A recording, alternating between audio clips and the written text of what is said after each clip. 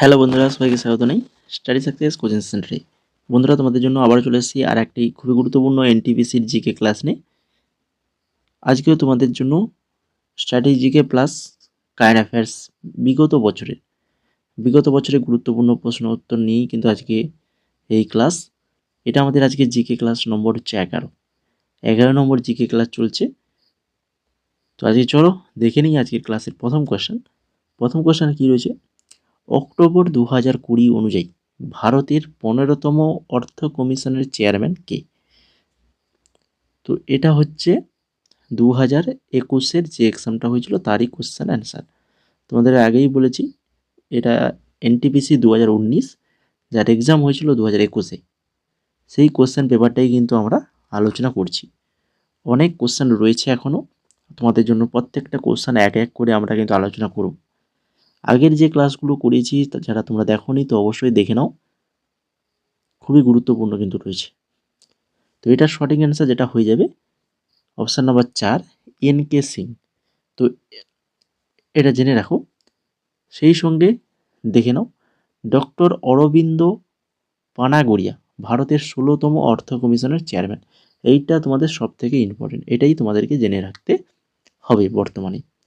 তারপর দেখো 2 নম্বর কোশ্চেন, 2014 সালে তৈরি ভারতের 29তম রাজ্য কোনটি?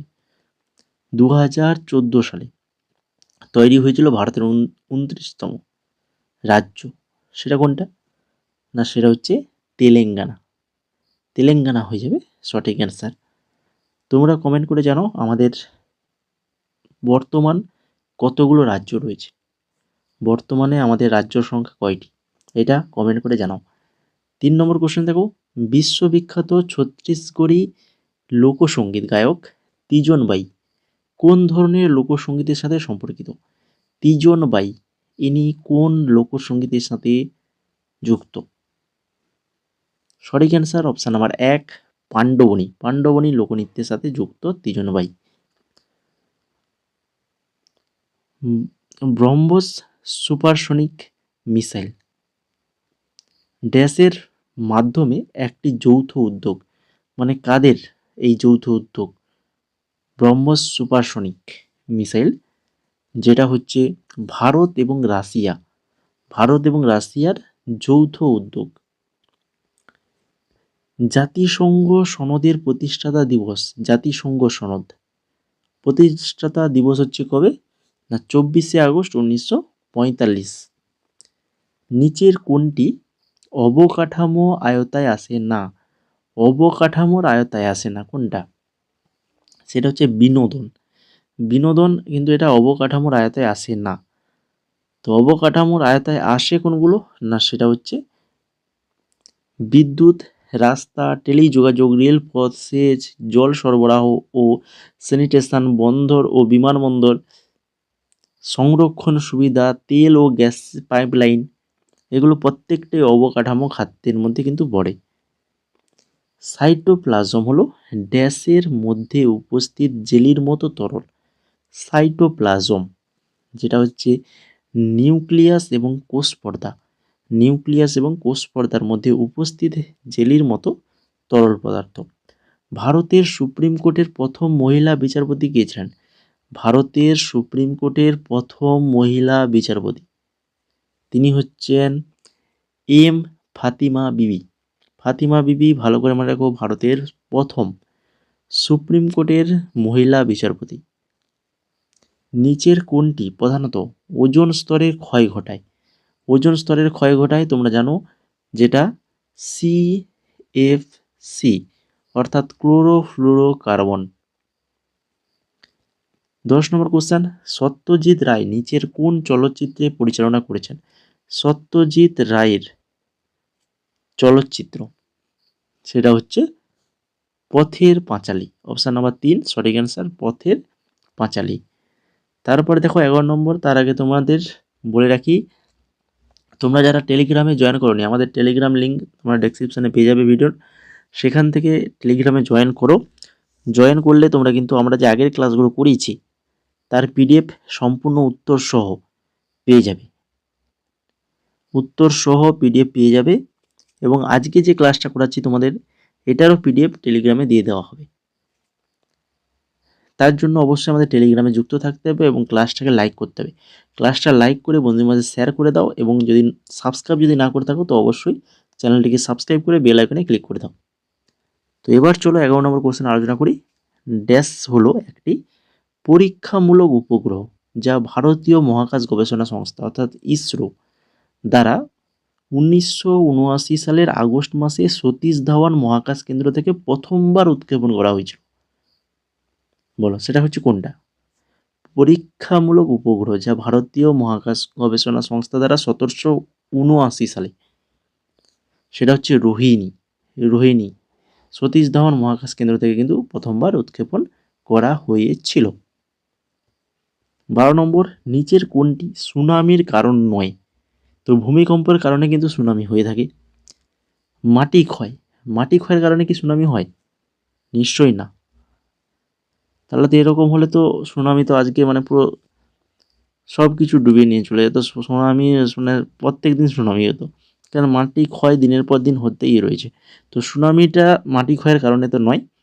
ভূমিকম্প, সাবমেরিন ভূমিধস, আগ্নেয়গিরির অগ্নুৎপাত। এই যে আগ্নেয়গিরির অগ্নুৎপাত এবং ভূমিকম্প, এই দুটো তো খুবই ভাইটাল সুনামিতে। তারপরে ভারতীয় জাতীয় কংগ্রেস যখন প্রতিষ্ঠিত হয় তখন ভারতের ভাইসরয় কে ছিলেন? আমাদের ভারতের জাতীয় কংগ্রেস, ভারতীয় যে জাতীয় কংগ্রেস যখন প্রতিষ্ঠিত হয়েছিল তখন ভারতের ভাইসরয় কে ছিলেন? তখন ছিলেন লর্ড ডাফরিন ছিলেন। গ্রেট ইন্ডিয়ান মরুভূমি ভারতের কোন অংশে অবস্থিত? গ্রেট ইন্ডিয়ান মরুভূমি যেটা ভারতের পশ্চিম অংশে রয়েছে। নিচের কোন মন্দিরটি রাজরাজ চোল নির্মাণ করেছিলেন? রাজরাজ চোলের বলো নির্মাণ করেছিলেন যে মন্দির, সেই মন্দিরটির নাম হচ্ছে বৃহদেশ্বর মন্দির, যেটা রাজরাজ চোল নির্মাণ করেছিলেন। এরকম কোশ্চেনটাকে আরো উল্টে দিয়ে দেয় আর কি। 16 নম্বর, নিচের মধ্যে কে ভারতরত্ন 2019-এর প্রাপক নন বলেছে 2019 প্রাপক নন? তিনি হচ্ছেন রাজেশ্বর আচার্য। এটা আমাদের জেনে রাখার দরকার নেই। যেটা জানতে হবে আমাদের বর্তমান 2024-এ ভারতরত্ন পুরস্কার কারা পেয়েছেন। প্রত্যেকটা এক্সামের জন্য এই কোশ্চেনটা খুবই গুরুত্বপূর্ণ। নামগুলো মনে রাখো: কর্পূরী ঠাকুর, লালকৃষ্ণ আদবানি, পিভি নরসিমা রাও, চৌধুরী চরণ সিং আর MS স্বামীনাথন। প্রত্যেকটা নাম 5খানা নাম ভালো করে মনে রাখো। 2024 সালে ভারতরত্ন পুরস্কার পেয়েছেন কর্পূরী ঠাকুর, লালকৃষ্ণ আদবানি, পিভি নরসিমা রাও, চৌধুরী চরণ সিং আর হচ্ছে MS স্বামীনাথন। এরপর চলে যাও 17 নম্বর কোশ্চেনে। নিচের কোনটি জাতীয় নমুনা জরিপ সংস্থার একটি বিভাগ নয়? জাতীয় নমুনা জরিপ সংস্থার একটি বিভাগ নয় কোনটা? সেটা হচ্ছে জাতীয় উন্নয়ন এজেন্ডা। কে বাহমনি রাজ্য প্রতিষ্ঠা করেন? বাহমনি রাজ্য প্রতিষ্ঠাতা কে? না, তিনি হচ্ছেন আলাউদ্দিন বাহমান শাহ হরফে হাসান গাঙ্গু বলা হয়। 19 নম্বর দেখো, কোন ক্যাবিনেট মিশন ভারতের সংবিধান প্রণয়নের জন্য একটি গণপরিষদের প্রস্তাব করেছিল? কোন ক্যাবিনেট মিশন প্ল্যান 1946 ঠিক আছে। তারপরে দেখো 20 নম্বর, নিচের কোন টুর্নামেন্টের সাথে হকি জড়িত? হকি খেলা, সেটা হচ্ছে যে রাঙ্গাস্বামী কাপ, যেটা হচ্ছে হকি খেলার সাথে জড়িত। বাকি যে কাপগুলো রয়েছে দেখো, ইরানি কাপ যেটা ক্রিকেটের সাথে, ডেভিস কাপ টেনিস আর হচ্ছে সুব্রত কাপ যেটা হচ্ছে ফুটবল। 21 নম্বর কোশ্চেন দেখো, ভারতীয় সংবিধানের নিচের কোন ধারা অর্থ বিলকে সংজ্ঞায়িত করা হয়েছে? কোন ধারায় অর্থ বিলকে সংজ্ঞায়িত করেছে? সেটা হচ্ছে ধারা 110 নম্বর ধারা। নিচের কোনটি স্প্রেডশিট প্রোগ্রাম নয় কোনটা?